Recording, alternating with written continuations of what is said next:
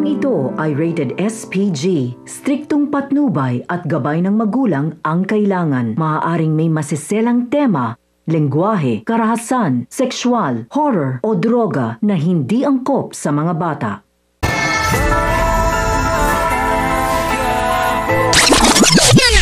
Ang mga dapat nating abangan sa FPJ's Batang Quiapo.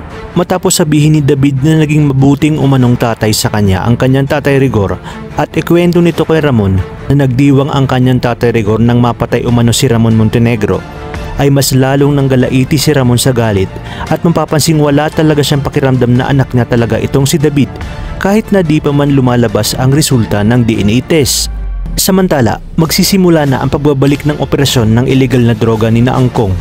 Uutusan niya si Roy para pumili ng isang mahusay na tao upang mag-distribute ng droga na galing kay Ramon. Sakto naman na nangangailangan ng trabaho si Tanggol dahil sinabi ni Enteng na kahit umano habang buhay si Tanggol magtrabaho sa karinderya ay hindi nito matutugunan ang kinakailangan ni Mokang upang maoperahan ng kanyang tatay Marsing. Maya-maya pa ay tatawagan ni Mokang si Tanggol at sasabihin na nakapagdesisyon na siyang ibenta ang kanyang pagkababae kay Sir Alberto na siyang ang si Ramon Montenegro.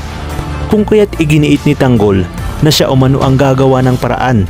Dito ay agad niyang tatawagan si Roy at sasabihin ni Roy na sakto umano at kinakailangan niya ng tao kung kaya't puntahan siya nito sa address na ibinigay niya. Sa kabilang banda, isang malaking palaisipan nga kung magbubunga nga ba ng positibong resulta ang kasinungalingan at sabuatan ni na Olga at David dahil malalaman na natin ang resulta ng DNA test.